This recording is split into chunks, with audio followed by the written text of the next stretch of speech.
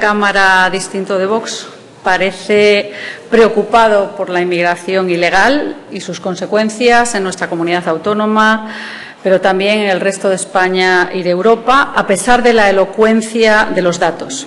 La trascendencia de esta iniciativa, que nadie se ha preocupado de enmendar para poder aprobarla, va mucho más allá de un mero fenómeno migratorio. ¿No se dan cuenta del suicidio demográfico de Europa, de la Europa occidental? ¿No se dan cuenta de que si no optamos con intensidad por medidas tanto para fomentar la natalidad como para facilitar la inmigración de los países con los que compartimos cultura, idioma, tradiciones, valores, estamos abocados a la muerte de la civilización occidental, la que, les recuerdo, más ha hecho evolucionar los derechos y las libertades en las naciones? ¿Prefieren ustedes estar ciegos ante lo que ya es una triste realidad en otros países? Miren, la inmigración descontrolada genera tres problemas fundamentales: pobreza, violencia y erosión de la democracia.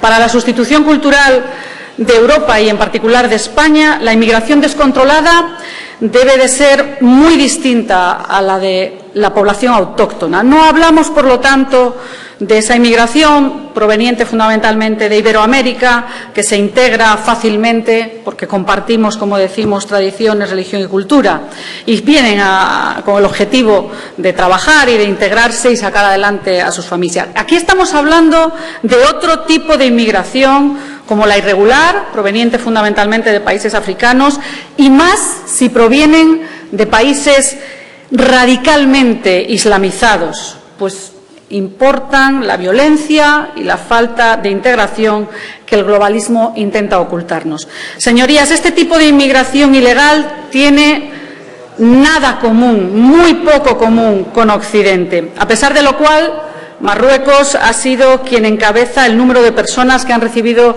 la nacionalidad española hasta 2022. Solo en 2022, 55.463. ¿No se dan cuenta, señorías, de que la falta de integración y la imposición de sus propias costumbres hace que buena parte de esa inmigración sea directamente incompatible con la sociedad que queremos? ¿Qué España queremos, señorías? ¿En qué España queremos que vivan nuestros hijos y nuestros nietos? ¿En una España como la que nosotros disfrutamos, en la que la libertad individual prima sobre el fanatismo y la intolerancia?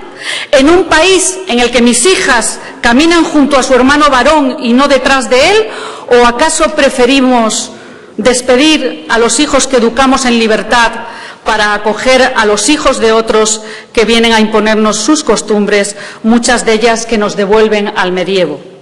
Queremos seguir escuchando, sin inmutarnos, como hoy aquí pasará, noticias crecientes, por desgracia, sobre cómo nos roban, cómo nos golpean, cómo ocupan nuestras viviendas, cómo agreden sexualmente, considerando los cuerpos simple mercancía con la que satisfacer sus instintos. ¿Eso queremos, señoría? ¿Eso quieren ustedes para los suyos? ¿Eso quieren ustedes para sus hijos? En Vox queremos ver una España libre del islamismo radical, una España próspera para el futuro de nuestros hijos y una España segura para el día a día de cuantos queremos vivir en paz. Hagan cuenta, señorías. La mitad de muchas poblaciones en Europa ya no es europea ni conserva los valores de convivencia heredados del humanismo cristiano. Señorías, si no cambia nada con urgencia, solo cabe concluir que nos estamos autodestruyendo. En 2060 los musulmanes serán el grupo religioso más grande del mundo, con mucha diferencia sobre cualquier otra religión. Ellos lo saben. Déjenme leerles las declaraciones de un inmigrante en Canadá que he escuchado en un vídeo reciente. ¿Qué vais a hacer entonces cuando seamos muchos más? ¿Os vais a oponer a la Sharia también? Tenemos familia, estamos haciendo bebés, vosotros no. Vuestra población está bajando al barrio pobre.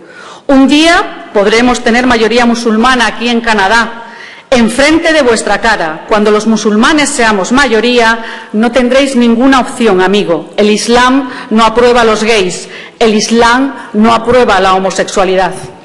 Yo les pido que despertemos, señorías. Esto no va de racismo, esto no va de intolerancia. Sabemos que necesitamos una inmigración ordenada y legal donde impere la reciprocidad entre las naciones. Esta iniciativa va de protegernos frente a unos datos alarmantes que nos están devorando, frente a una presión migratoria ilegal, y vuelvo a decir ilegal, que merma gravemente nuestra seguridad y que acabará con nuestra civilización si no adquirimos conciencia. Y no soy alarmista, señorías, estudien la información, estudien los datos, soy realista. La denominada pureza del Islam, como ocurrió en su día con los almohades y con los benimerines, hoy se llama Al-Qaeda, talibanes, Estado Islámico, hermanos musulmanes, Hamas, Boko Haram. Y las mafias contra las que no estamos combatiendo traen muchos delincuentes. Ustedes lo saben, les guste o no. Vienen varones jóvenes y fuertes dispuestos para la yihad, dispuestos en muchos casos para recuperar ese Al-Ándalus que, les recuerdo, ocupaba la mayor parte de nuestra península. Y piensen que los motivos religiosos que el yihadismo puede tener para combatirnos, se añade también otro motivo práctico, y es los privilegios de toda índole que el Islam concede al hombre sobre la mujer. No lo olviden, señorías. ¿En qué país del cercano Oriente nos sería posible a las mujeres llevar un modo de vida europeo sin ser anuladas? Piénsenlo bien. Lo fácil es lo que vamos a ver a continuación: apuntarse al buenismo, rechazar de plano sin intentar enmendar o mejorar nuestra proposición, pero eso es lo fácil, no lo inteligente. Miren, Michael Cook es uno de los más importantes historiadores contemporáneos del Islam. Ha dirigido la monumental The New Cambridge History of Islam, escrita nada menos que en 6 tomos. Déjenme leerles parte de una entrevista que, con ocasión de la recepción de un galardón en España, le hicieron. Le preguntan: ¿usted ha leído el Corán en numerosísimas ocasiones? ¿Considera que aprueba la violencia? Y responde Michael Cook: sin ninguna duda, el Corán habla en numerosas ocasiones de combatir a los infieles, y en ese sentido está claro que aprueba la violencia. Le preguntan también: ¿el Corán aprueba que un hombre pegue a una mujer? Y dice así: en el Corán cuenta una historia no precisamente bonita sobre un musulmán que en tiempos del profeta pega a su mujer. Ella se queja ante el profeta y el profeta está a punto de decir que ella puede devolverle el golpe y pegarle a él. Pero entonces, desde el cielo, Alá envía un verso que autoriza a que el hombre pegue a su mujer. Y el profeta sentencia que él quería otra cosa, pero el cielo ha decidido otra. El Corán siempre se interpreta, dice este estudioso, y las interpretaciones pueden ir en diferentes direcciones. Y algunas interpretaciones aceptan que un hombre pegue a su mujer, pero sin romperle ningún hueso. ¡Qué detalle, señorías! Tenemos un problema que no queremos mirar de frente.